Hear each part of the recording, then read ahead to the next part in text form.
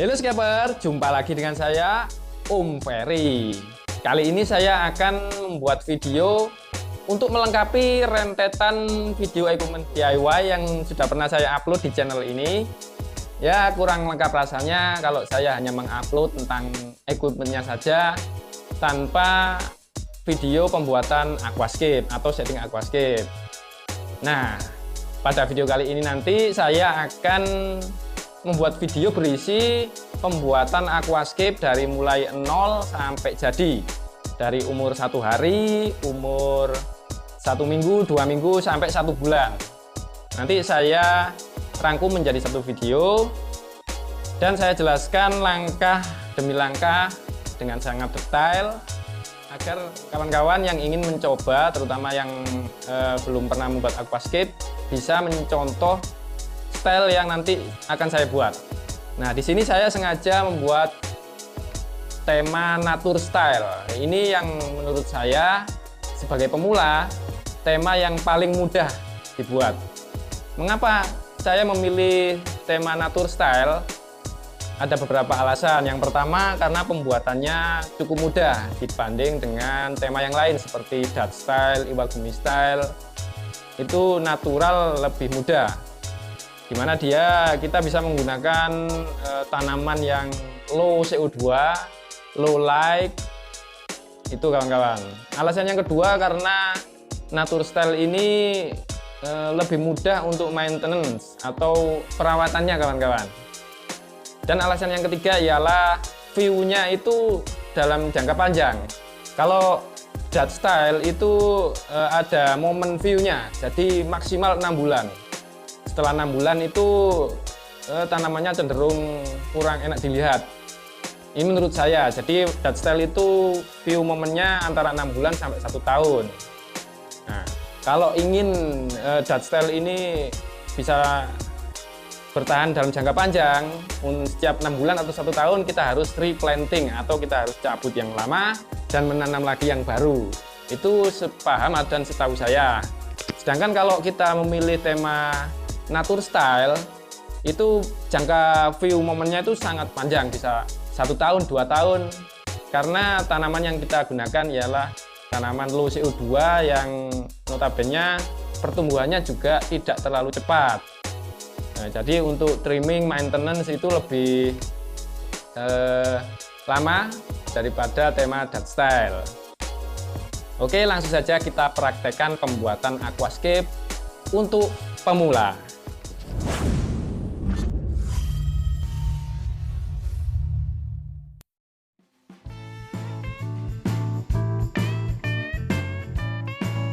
Equipment yang pertama ialah tank ukuran 50 x 30 x 30 cm dengan kaca full 5 mm kawan-kawan. Yang di bagian bawahnya sudah saya tambahkan styrofoam agar lebih aman. Kemudian meja atau kabinet DIY yang bagian atasnya juga sudah saya kasih kanopi agar lebih aman dari kotoran dari atas, jadi lebih bersih. Tidak lupa saya tambahkan stop kontak isi 4 lubang. Untuk sistem filtrasi saya menggunakan kanister DIY berkapasitas 1000 liter per jam, lengkap dengan selangnya. Untuk lampu saya menggunakan LED bulb DIY 20 watt yang nanti rencananya akan saya upgrade menjadi HPL berlensa 24 watt. Kemudian kipasnya saya menggunakan kipas CPU 2 spesies yang saya sambungkan ke adaptor 1 ampere 12 volt. Skimmernya saya menggunakan skimmer pabrikan, dan ini lily pipnya saya menggunakan lily pip DIY. Untuk CO2 nya saya menggunakan generator Cisot atau Citun Soda.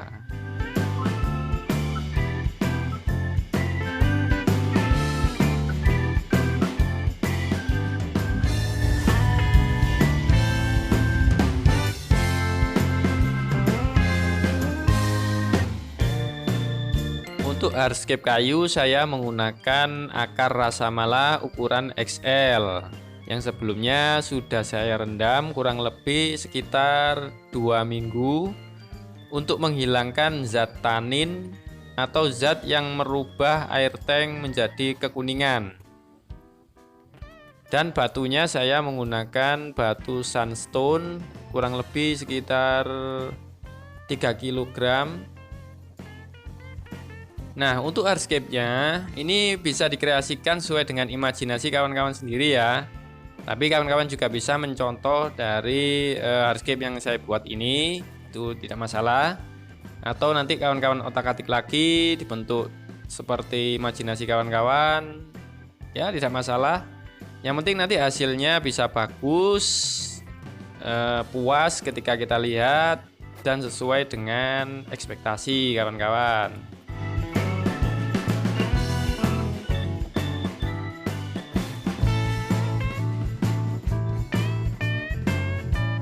Oke, seperti ini hasil akhir hardscape saya. Untuk penempelan batunya saya menggunakan busa rokok dan lem G. Ini sangat mantap sekali kawan-kawan menggunakan metode lem ini. Di bagian bawah saya tambahkan styrofoam, mengingat kaca tank saya ini 5 mm. Jadi untuk lebih amannya saya gunakan styrofoam.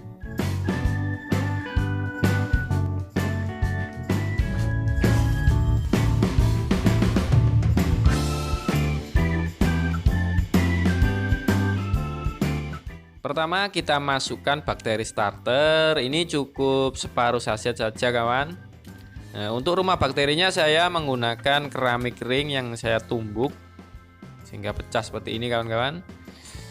Nah, bakteri starter ini sangat penting di awal setting menurut saya, karena di samping mempercepat menjernihkan air, dia juga membantu membentuk siklus nitrogen lebih cepat. Nah, sehingga untuk adaptasi tanaman juga lebih bagus dan lebih cepat. Begitu sepaham saya kawan-kawan. Kita tata hardscape-nya. Setelah pas kita masukkan substratnya. Nah, di sini saya menggunakan substrat pasir silika coklat halus yang sudah saya cuci bersih. Dicuci bersih ya kawan-kawan, agar nanti airnya tidak berkabut dan cepat jernih. Kita ratakan menggunakan sun scraper dan kuas. Nah, usahakan untuk yang substrat yang bagian depan ini lebih rendah dari belakang ya kawan-kawan, agar view-nya lebih bagus dan lebih indah. Untuk hasil akhirnya akan seperti ini. View-nya ya lumayan bagus menurut saya kawan-kawan.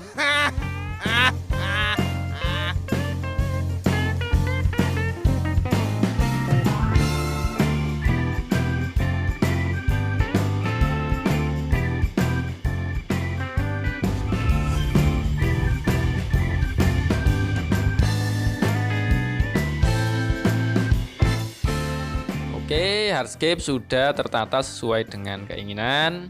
Langsung kita isi air ya kawan-kawan. Pada tahap ini biasanya disebut dengan proses cycling atau proses perkembangbiakan koloni bakteri yang sudah kita tanam tadi di dasar substrat, agar bakterinya menjadi banyak, sehingga nanti ketika kita tanami itu nitrogen sudah bisa tersedia. Nah, di sini prosesnya kurang lebih sekitar 2 minggu ya kawan-kawan. Kita bantu dengan aerator, dan selama 2 minggu itu lampunya harus dimatikan ya kawan-kawan, dan tidak usah di water change. Jadi biarkan 2 minggu, filter dan aerator nyala, lampu off total selama 2 minggu, agar bakterinya cepat terbentuk. Begitu kawan-kawan, sepaham saya.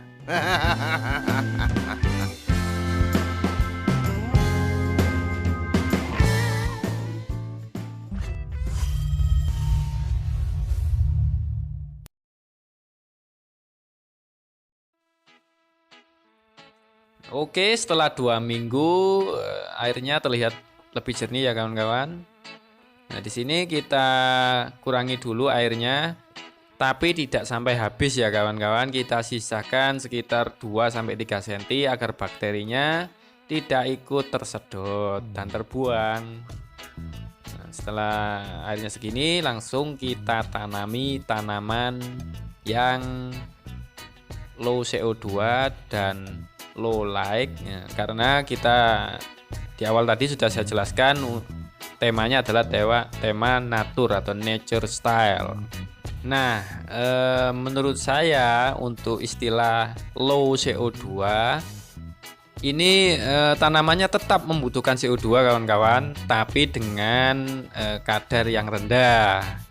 Artinya tetap harus kita kasih CO2 agar pertumbuhannya juga tidak terhambat.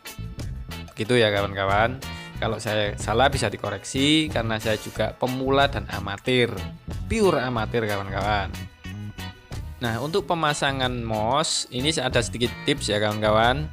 Kawan-kawan gunakan lem khusus tanaman. Ini sudah tersedia di toko Aquascape. Karena saya pemula, saya belum berani menggunakan lem G. Adapun untuk penempelan lemnya ini juga jangan terlalu banyak, hanya di titik-titik tertentu asalkan mousnya tidak mengambang.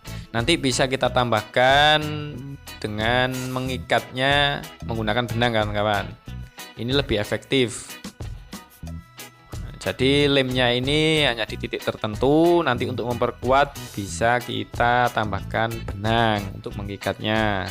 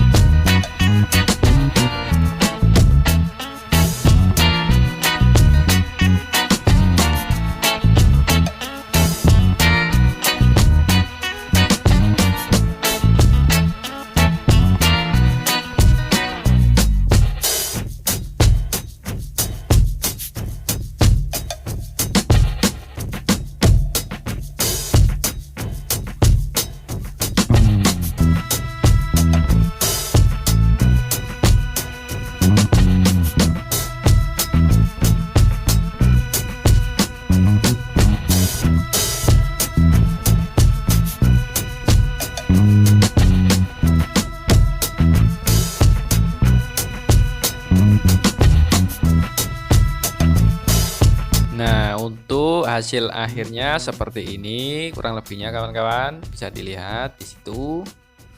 Nah, di sini saya menanam juga saya semproti air menggunakan semprotan burung agar tanamannya lebih segar dan mudah beradaptasi.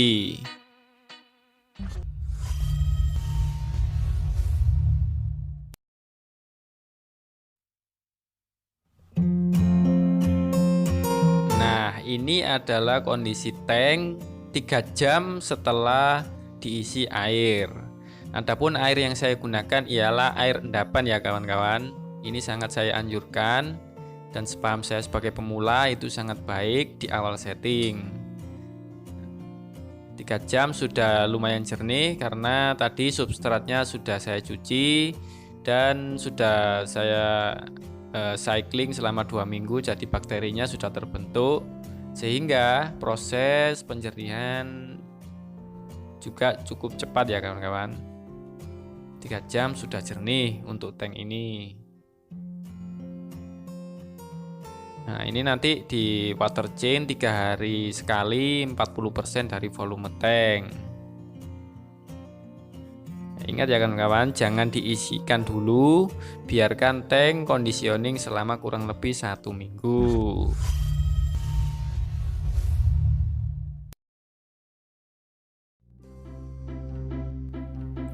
Nah, setelah proses conditioning 1 minggu, sekarang kita masukkan fauna pembersih. Di sini saya menggunakan ikan pleti yang bertugas untuk memakan biofilm atau selaput lendir putih yang ada di permukaan kayu. Udang RCS, yang kedua udang RCS ini untuk memakan bakal alga atau alga yang sudah tumbuh di sela-sela moss. Nah, yang ketiga ialah keong turbo dan keong tanduk. Ini untuk membersihkan permukaan tanaman berdaun lebar seperti anubias, buce, dan yang lainnya. Di samping itu juga untuk membersihkan kaca tank aquascape kita. Nah, pada proses ini kita biarkan 3 minggu dan kita water change selama 3 hari sekali. Kita berikan pupuk cair 2 hari sekali. Nah, selama proses water change kita masukkan bakteri cair setengah tutup botol saja kawan-kawan untuk membantu air cepat matur sehingga siap untuk kita masuki fauna yang eksotik. Begitu kawan-kawan.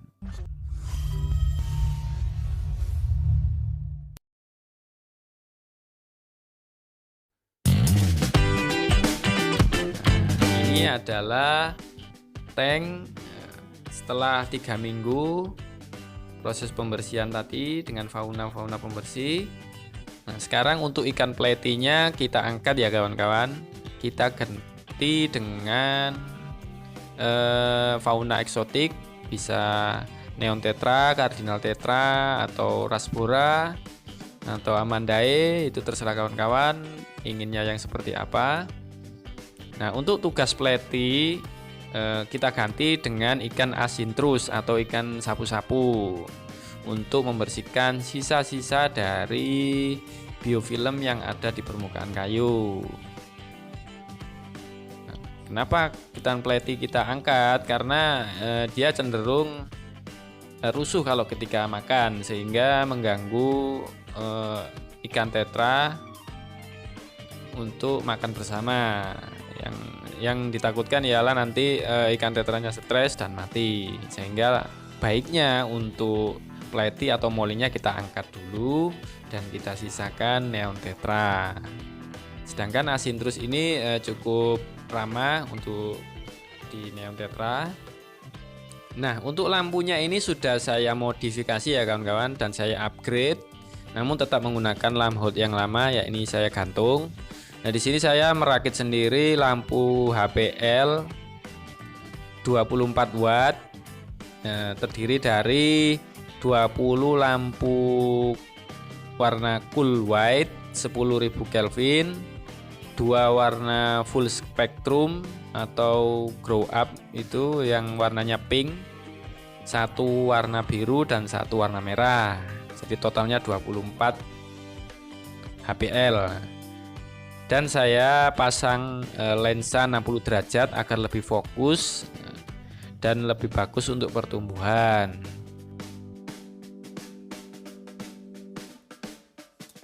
Nah, untuk equipmentnya saya juga menambahkan timer analog ya kawan-kawan di situ untuk lampunya agar nanti pencahayaannya bisa konsisten 5 jam sehari. Untuk waktu mulai dan matinya juga bisa konsisten sehingga mengurangi stres tanaman. Nah, ini equipment DIY saya menggunakan generator Cisot atau Situn Soda. Nah, ini untuk ngebulnya juga lumayan halus. Nah, ini saya bikin 1 bubble per 3 detik. Lumayan halus, ini cukup untuk menunjang CO2 tanaman low light yang saya tanam di tank saya ini.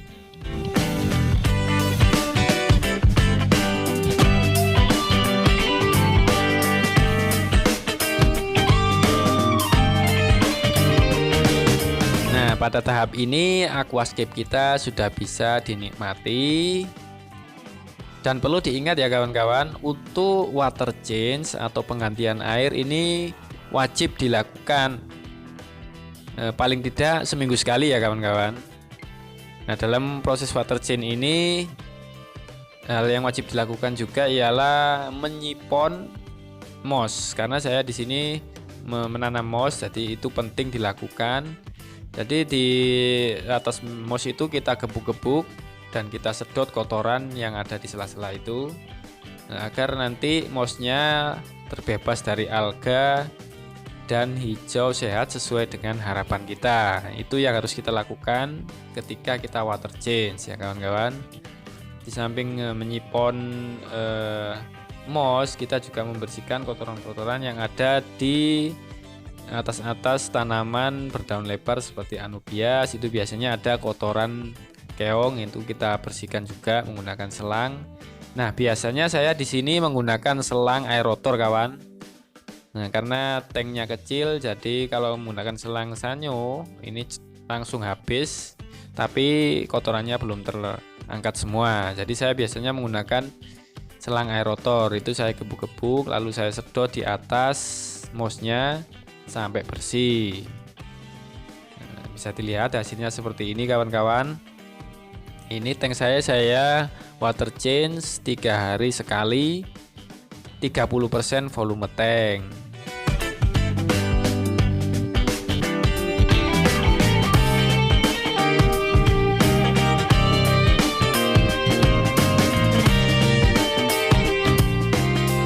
Baik kawan-kawan, demikian video tutorial dari saya hari ini. Apabila dirasa bermanfaat, maka tekan tombol like, tekan tombol subscribe, dan komen di bawah apabila ada video yang ingin ditanyakan. Ikuti terus update terbaru dari channel ini. Jangan lupa bahagia, tetap semangat, dan terus berkarya. Sampai jumpa.